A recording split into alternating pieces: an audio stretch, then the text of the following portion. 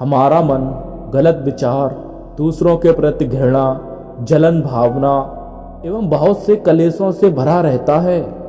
भगवान बुद्ध ने अपने विचारों के माध्यम से बताया कि हम अपने मन के मैल को दूर कर उसे निर्मल कैसे बना सकते हैं। तो आज की इस वीडियो में हम जानेंगे कि अपने मन के मैल को दूर कर उसे निर्मल कैसे बनाएं।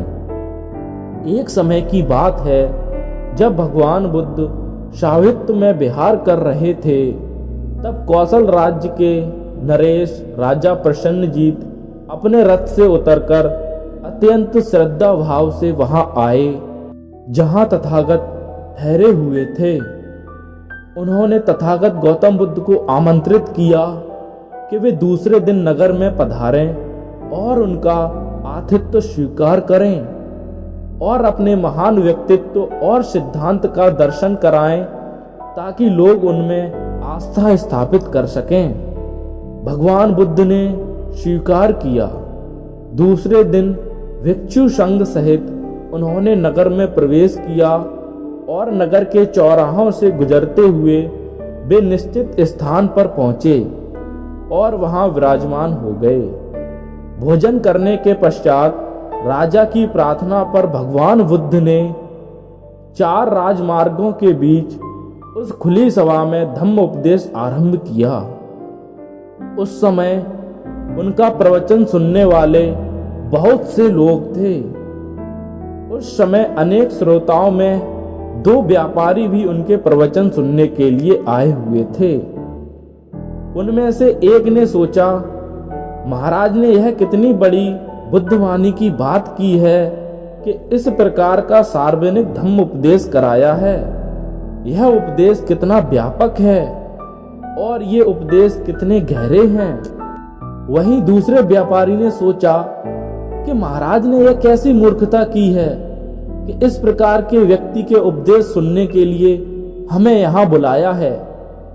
जिस प्रकार एक बछड़ा अपनी माँ के साथ साथ मिमियाता हुआ उस गाड़ी से बना हुआ चलता है जिसे वह गाय खींचती है, उसी प्रकार यह बुद्ध भी राजा से बना हुआ है।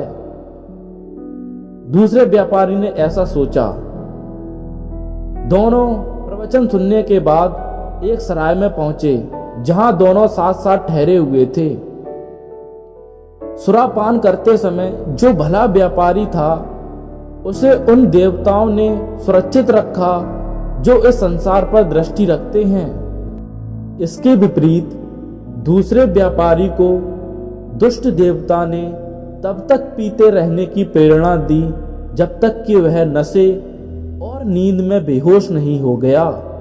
वह सराय के पास ही एक सड़क पर पीते पीते गिर पड़ा।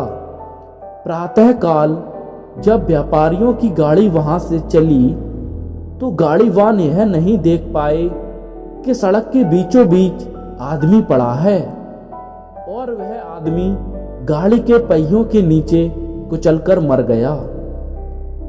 दूसरे व्यापारी के एक दूसरे देश में पहुंचने पर पवित्र घोड़े के सामने घुटने टेकने के परिणाम स्वरूप उसे उस देश का राजा चुन लिया गया और उसे सिंहासन पर बिठाया गया।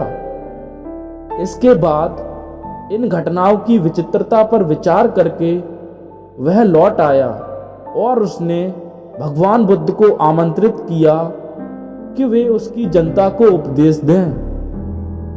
इस अवसर पर तथागत ने उस दुष्ट हृदय व्यापारी की मृत्यु का कारण बताया और दूसरे व्यापारी के ऐश्वर्य के बारे में बताया जिसने बुद्धिमानी से विचार किया था।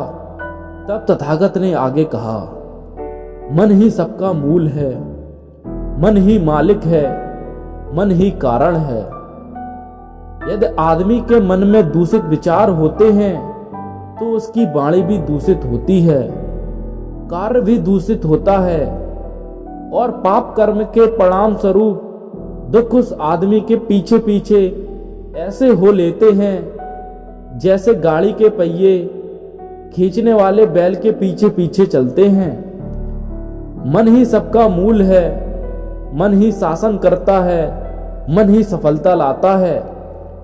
यदि आदमी के मन में शुद्ध विचार होते हैं तो उसकी वाणी भी शुद्ध होती है, उसके कर्म भी शुद्ध होते हैं, और ऐसे कर्म के परिणाम स्वरूप सुख आदमी के पीछे पीछे ऐसे हो लेता है जैसे वस्तु या व्यक्ति का कभी साथ न छोड़ने वाली छाया।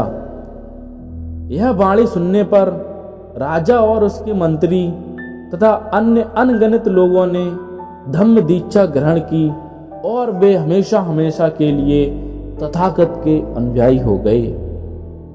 दोस्तों, अगर आपको भगवान बुद्ध के विचार अच्छे लगे हों तो कमेंट बॉक्स में अपना एक अच्छा सा कमेंट जरूर दें और वीडियो को लाइक करें और चैनल को सब्सक्राइब करें। Thank you.